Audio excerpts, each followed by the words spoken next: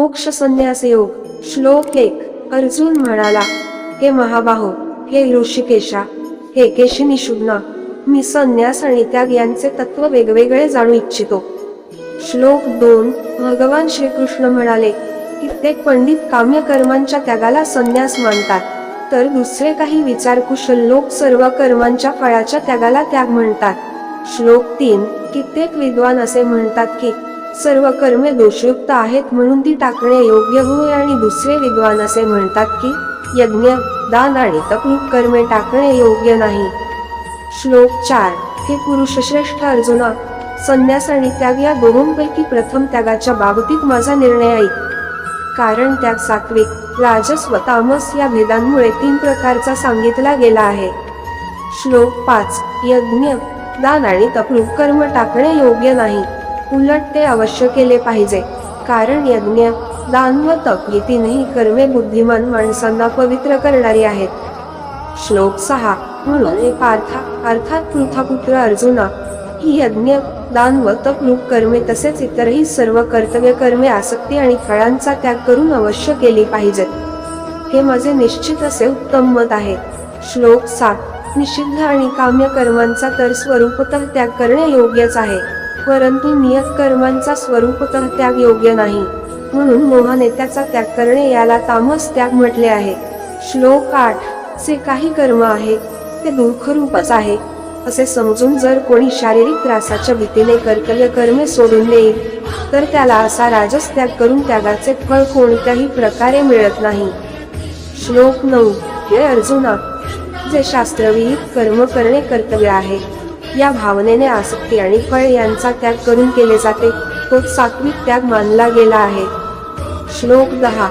जो मनुष्य कुशल नसलेल्या कर्मांचा द्वेष करीत नाही आणि कुशल कर्मांत आसक्त होत नाही, तो शुद्ध सत्वगुणी पुरुष संशयरहित ज्ञानी व खरा त्यागी होय. श्लोक 11. कारण शरीरधारी कोणत्याही माणसाकडून पूर्णपणे सर्व कर्मांचा त्याग केला जाणे शक्य नाही, म्हणून जो कर्मफळाचा त्यागी आहे तोच त्यागी आहे असे म्हटले जाते. श्लोक 12. कर्मफळाचा त्याग न करणाऱ्या मनुष्यांना कर्माचे बरे, वाईट व मिश्र असे 3 प्रकारचे फळ मेल्यानंतर जरूर मिळते, परंतु कर्मफळाचा त्याग करणाऱ्या मनुष्यांना कर्माचे फळ कधीही मिळत नाही. श्लोक 13. हे महाबाहो अर्जुना, सर्व कर्मांच्या सिद्धींची ही 5 कारणे कर्मांचा शेवट करण्याचा उपाय सांगणाऱ्या सांख्यशास्त्रात सांगितली गेली आहेत, ती तू माझ्याकडून नीट समजून घे. श्लोक 14. कर्म पूर्ण होण्यासाठी अधिष्ठान, कर्ता, निरनिराळ्या प्रकारची करणे, अनेक प्रकारच्या वेगवेगळ्या क्रिया आणि तसेच 5वे कारण दैव आहे. श्लोक 15. मनुष्य मन, वाणी आणि शरीर यांनी शास्त्राला अनुसरून किंवा त्याविरुद्ध कोणतेही कर्म करतो, त्याचीही 5ही कारणे असतात. श्लोक 16. परंतु असे असूनही जो मनुष्य अशुद्ध बुद्धीमुळे कर्मे पूर्ण होण्यामध्ये केवळ आणि शुद्ध स्वरूप आत्म्याला करता समजतो, व मलिन बुद्धीचा अज्ञानी खरे काय ते जाणत नाही. श्लोक 17. ज्या माणसाच्या अंतःकरणात मी करता आहे असा भाव नसतो, तसेच ज्याची बुद्धी सांसारिक पदार्थांत आणि कर्मांतलिक होत नाही, तो माणूस या सर्व लोकांना मारूनही वास्तविक तो मारत नाही आणि त्याला पापही लागत नाही. श्लोक 18. ज्ञाता, ज्ञान आणि ज्ञेय या 3 प्रकारच्या कर्माच्या प्रेरणा आहेत, आणि कर्ता, करण तसेच क्रिया हे 3 प्रकारचे कर्मसंग्रह आहेत. श्लोक 19. गुणांची संख्या सांगणाऱ्या शास्त्रात ज्ञान, कर्म आणि कर्ता हे गुणांच्या भेदाने 3 प्रकारचेच सांगितले आहेत, तेही तू माझ्याकडून नीट ऐक. श्लोक 20. ज्या ज्ञानामुळे माणूस निरनिराळ्या सर्व भूतांमध्ये एक अविनाशी परमात्मभाव विभागरहित समभावाने भरून राहिला आहे असे पाहतो, ते ज्ञान तू सात्विक आहे असे जाण. श्लोक 21. परंतु ज्या ज्ञानाने मनुष्य सर्व भूतांमध्ये भिन्न भिन्न प्रकारांचे अनेक भाव वेगवेगळे जाणतो, ते ज्ञान तू राजस जाण. श्लोक 22. परंतु जे ज्ञान एका कार्यरूपी शरीरातच पूर्णासारखे आसक्त असते, तसेच जे युक्तिशून्य, तात्विक अर्थाने रहित आणि तुच्छ असते, ते तामस म्हटले गेले आहे. श्लोक 23. जे कर्मशास्त्रविधीने नेमून दिलेले असून कर्तेपणाचा अभिमान न बाळगता फळाची इच्छा न करणाऱ्या माणसाने राग व द्वेष सोडून केलेले असते, ते सात्विक म्हटले जाते. श्लोक 24. परंतु जे कर्म अतिशय परिश्रमपूर्वक तसेच भोगांची इच्छा करणाऱ्या किंवा अहंकार बाळगणाऱ्या माणसाकडून केले जाते ते राजस म्हटले गेले आहे. श्लोक 25. जे कर्म परिणाम, हानी, हिंसा आणि सामर्थ्य यांचा विचार न करता केवळ अज्ञानाने केले जाते ते तामस होते. श्लोक 26. सो करता आसक्ती न बाळगणारा, मी माझे न म्हणणारा, धैर्य व उत्साहाने कार्य सिद्ध होवो वा न होवो त्याविषयी हर्षशोकादी विकारांनी रहित असलेला असतो तो सात्विक म्हटला जातो. श्लोक 27. सो करता आसक्ती असलेला, कर्मांच्या फळांची इच्छा बाळगणारा, लोभी, इतरांना पीडा देण्याचा स्वभाव असलेला, अशुद्ध आचरणाचा आणि हर्ष शोक यांनी युक्त असतो तो राजस म्हटला जातो. श्लोक 28. सो करता अयुक्त, अशिक्षित, घमेंडखोर, धूर्त, दुसऱ्यांची जीवन वृत्ती नाहीशी करणारा, शोक करणारा, आळशी आणि दीर्घसूत्री असतो तो तामस म्हटला जातो.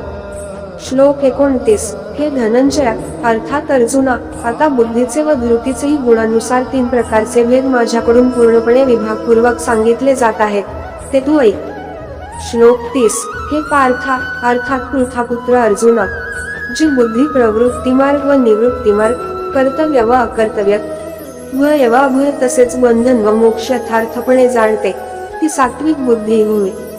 श्लोक 31. हे पार्था अर्थात पृथापुत्र अर्जुना, मनुष्य ज्या बुद्धीमुळे धर्म व अधर्म तसेच कर्तव्य व अकर्तव्य यथायोग्य रीतीने जाणत नाही ती बुद्धी राजसी होय. श्लोक 32. हे पार्था अर्थात पृथापुत्र अर्जुना, तमोगुणाने व्यापलेली जी बुद्धी अधर्मालाही हा धर्म आहे असे मानते तसेच याच रीतीने इतर सर्व पदार्थांनाही विपरीत मानते ती बुद्धी तामसी होय. श्लोक 33. हे पार्था अर्थात पृथापुत्र अर्जुना, ज्या व्यभिचारिणी धारण शक्तीने मनुष्य ध्यानयोगाने मन, प्राण व इंद्रिये यांच्या क्रिया धारण करीत असतो ती धारणा सात्विक होय. श्लोक 34. परंतु हे पार्था अर्थात पृथापुत्रा अर्जुना, फळाची इच्छा असलेला मनुष्य अति आसक्तीमुळे ज्या धारण शक्तीने धर्म, अर्थ व काम यांना धारण करतो ती धारणा राजसी होय. श्लोक 35. हे पार्था अर्थात पृथापुत्र अर्जुना, दुष्ट बुद्धीचा मनुष्य ज्या धारण शक्तीमुळे झोप, भीती, काळजी, दुःख आणि उन्मत्तपणाही सोडत नाही अर्थात धारण करून राहतो ती धारणा तामसी होय. श्लोक 36. 37. हे भरतर्षभा अर्थात भरतवंशीयांमध्ये श्रेष्ठ अर्जुना, आता 3 प्रकारचे सुखही तू माझ्याकडून ऐक. ज्या सुखात साधक भोजन, ध्यान आणि सेवा इत्यादींच्या अभ्यासाने रमतो आणि ज्यामुळे त्याचे दुःख नाहीसे होते, जे आरंभी जरी विषाप्रमाणे वाटले तरी परिणामी अमृताप्रमाणे असते, ते परमात्मविषयक बुद्धीच्या प्रसादाने उत्पन्न होणारे सुख सात्विक म्हटले गेले आहे. श्लोक 38. जे सुख विषय आणि इंद्रिय यांच्या संयोगाने उत्पन्न होते ते प्रथम भोगताना अमृतासारखे वाटत असले तरी परिणामी विषासारखे असते, म्हणून ते सुख राजस म्हटले गेले आहे. श्लोक 39. जे सुख भोगकाळी आणि परिणामी या आत्म्याला मोह पाडणारे असते ते झोप, आळस व प्रमाद यांपासून उत्पन्न झालेले सुख तामस म्हटले आहे. श्लोक 40. पृथ्वीवर, आकाशात किंवा देवांत तसेच यांच्याशिवाय इतरत्र कोठेही असा कोणताच प्राणी किंवा पदार्थ नाही की जो प्रकृतीपासून उत्पन्न झालेल्या या 3 गुणांनी रहित असेल. श्लोक 41. हे परंतपा अर्थात शत्रुतापना अर्जुना, ब्राह्मण, क्षत्रिय, वैश्य आणि शूद्र यांची कर्मे स्वभावतः उत्पन्न झालेल्या गुणांमुळे निरनिराळी केली गेली आहेत. श्लोक 42. अंतःकरणाचा निग्रह, इंद्रियांवर ताबा ठेवणे, धर्मासाठी कष्ट सहन करणे, अंतर्बाह्य शुद्ध राहणे, दुसऱ्यांच्या अपराधांना क्षमा करणे, मन, इंद्रिये व शरीर सरळ राखणे, वेद, शास्त्र, ईश्वर व परलोक इत्यादींवर विश्वास ठेवणे, वेदशास्त्रांचे अध्ययन अध्यापन करणे आणि परमात्म तत्वाचा अनुभव घेणे ही सर्वच्या सर्व ब्राह्मणाची स्वाभाविक कर्मे आहेत. श्लोक 43. शौर्य, तेज, धैर्य, चातुर्य, युद्धातून पलायन न करणे, दान देणे आणि स्वामीभाव ही सर्वच्या सर्व क्षत्रियांची स्वाभाविक कर्मे आहेत. श्लोक 44. शेती, गोपाल विक्रय, विक्रयरूप सत्यव्यवहार ही वैश्याची स्वाभाविक कर्मे आहेत. तसेच सर्व वर्णांची सेवा करणे हे शूद्राचेही स्वाभाविक कर्म आहे. श्लोक 45. आपापल्या स्वाभाविक कर्मांत तत्पर असलेल्या मनुष्यास भगवत प्राप्ती रूप परमसिद्धीचा लाभ होतो. आपल्या स्वाभाविक कर्मात रत असलेला मनुष्य ज्या रीतीने कर्म करून परमसिद्धीला प्राप्त होतो ती रीत तू ऐक. श्लोक 46. ज्या परमेश्वरापासून सर्व प्राण्यांची उत्पत्ती झाली आहे आणि ज्याने हे सर्व जग व्यापले आहे, त्या परमेश्वराची आपल्या स्वाभाविक कर्मांनी पूजा करून मनुष्य परमसिद्धी मिळवितो. श्लोक 47. उत्तम प्रकारे आचरलेल्या दुसऱ्याच्या धर्मापेक्षा वैगुण्य असलेलाही आपला धर्म श्रेष्ठ आहे, कारण स्वभावाने नेमून दिलेले स्वधर्म रूप कर्म करणाऱ्या माणसाला पाप लागत नाही. श्लोक 48. म्हणूनच हे कौवतेया अर्थात कुंतीपुत्र अर्जुना, सदोष असले तरीही स्वाभाविक कर्म सोडून देऊ नये, कारण धुराने जसा अग्नी तशी सर्व कर्मे कोणत्या ना कोणत्या दोषाने युक्त असतात. श्लोक 49. सर्वत्र आसक्तिरहित बुद्धी असलेला, निस्पृह आणि अंतःकरण जिंकलेला मनुष्य सांख्ययोगाने त्या श्रेष्ठ नैष्कर्म्य सिद्धीला प्राप्त होतो. श्लोक 50. हे कौवतेया अर्थात कुंतीपुत्र अर्जुना, जी ज्ञानयोगाची अंतिम स्थिती आहे, त्या नैष्कर्म्य सिद्धीला ज्या रीतीने प्राप्त होऊन मनुष्य ब्रह्माला प्राप्त होतो ती रीत थोडक्यात तू माझ्याकडून समजून घे. श्लोक 51, 52, 53. विशुद्ध बुद्धीने युक्त, हलके, सात्विक आणि नियमित भोजन घेणारा, शब्दादी विषयांचा त्याग करून एकांतात शुद्ध ठिकाणी राहणारा, सात्विक धारणा शक्तीने अंतःकरण व इंद्रिय यांच्यावर संयम ठेवून मन, वाणी आणि शरीर ताब्यात ठेवणारा, राग द्वेष पूर्णपणे नाहीसे करून चांगल्या प्रकारे दृढ वैराग्याचा आश्रय घेणारा, अहंकार, बळ, घमेंड, कामना, क्रोध, संग्रह वृत्ती यांचा त्याग करून नेहमी ध्यानयोगात तत्पर असणारा, ममतारहित व शांतियुक्त असा पुरुष सच्चिदानंद घन ब्रह्मामध्ये एकरूप होऊन राहण्यास पात्र होतो. श्लोक 54. मग तो सच्चिदानंद घन ब्रह्मात तद्रूप झालेला प्रसन्न चित्ताचा योगी कशाबद्दलही शोक करीत नाही आणि कशाचीही इच्छा करीत नाही, असा सर्व प्राण्यांच्या ठिकाणी समभाव बाळगणारा योगी माझ्या पराभक्तीला प्राप्त होतो. श्लोक 55. त्या पराभक्तीच्या योगाने तो मस परमात्म्याला मी जो आणि जसा आहे अगदी बरोबर तसाच तत्वतः जाणतो. तसेच त्या भक्तीने मला तत्वतः जाणून त्याच वेळी माझ्यात प्रविष्ट होतो. श्लोक 56. माझ्या आश्रयाने राहणारा कर्मयोगी सर्व कर्मे नेहमी करीत असला तरी माझ्या कृपेने सनातन अविनाशी परमपदाला प्राप्त होतो. श्लोक 57. सर्व कर्मे मनाने माझ्या ठिकाणी अर्पण करून तसेच समबुद्धिरूप योगाचा अवलंब करून मतपरायण आणि निरंतर माझ्या ठिकाणी चित्त असलेला हो. श्लोक 58. वर सांगितल्याप्रमाणे माझ्या ठिकाणी चित्त ठेवल्याने तू माझ्या कृपेने सर्व संकटातून सहजच पार होशील आणि जर अहंकारामुळे माझे सांगणे न ऐकशील तर नष्ट होशील अर्थात परमार्थाला मुकशील. श्लोक 59. तू अहंकार धरून मी युद्ध करणार नाही असे मानतोस तो तुझा निश्चय व्यर्थ आहे, कारण तुझा स्वभाव तुला जबरदस्तीने युद्ध करावयास लावेल. श्लोक 60. हे कौवतेया अर्थात कुंतीपुत्र अर्जुना, जे कर्म तू मोहामुळे करू इच्छित नाहीस ते या आपल्या पूर्वकृत स्वाभाविक कर्माने बद्ध असल्यामुळे पराधीन होऊन करशील. श्लोक 61. हे अर्जुना, अंतर्यामी परमेश्वर आपल्या मायेने शरीरूपी यंत्रावर आरूढ झालेल्या सर्व प्राण्यांना त्यांच्या कर्मानुसार फिरवीत सर्व प्राण्यांच्या हृदयात राहिला आहे. श्लोक 62. हे भारता अर्थात भरतवंशी अर्जुना, तू सर्व प्रकारे त्या परमेश्वराला शरण जा. त्या परमात्म्याच्या कृपेनेच तुला परमशांती आणि सनातन परमधाम मिळेल. श्लोक 63. अशा प्रकारे हे गोपनीयहूनही अतिगोपनीय ज्ञान मी तुला सांगितले. आता तू या रहस्यमय ज्ञानाचा संपूर्णपणे चांगला विचार करून मग जसे तुला आवडेल तसे कर. श्लोक 64. सर्व गोपनीयहून अतिगोपनीय माझे परम रहस्ययुक्त वचन तू पुन्हा ऐक. तू माझा अत्यंत आवडता आहेस, म्हणून हे परम हितकारक वचन मी तुला सांगणार आहे. श्लोक 65. तू माझ्या ठिकाणी मन ठेव, माझा भक्त हो, माझे पूजन कर आणि मला नमस्कार कर. असे केले असता तू मला जेवून मिळशील, हे मी तुला सत्य प्रतिज्ञापूर्वक सांगतो, कारण तू माझा अत्यंत आवडता आहेस. श्लोक 66. सर्व धर्म म्हणजे सर्व कर्तव्य कर्मे मला अर्पण करून तू केवळ सर्व शक्तिमान सर्वाधार अशा मला परमेश्वराला शरण ये. मी तुला सर्व पापांपासून सोडवीन. तू शोक करू नकोस. श्लोक 67.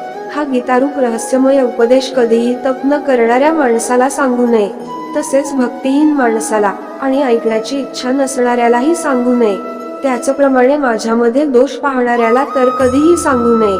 श्लोक 68. सो पुरुष माझ्या ठिकाणी परमप्रेम ठेवून हे परम रहस्ययुक्त गीताशास्त्र माझ्या भक्तांना सांगेल, तो मलाच प्राप्त होईल, यात मुळीच शंका नाही.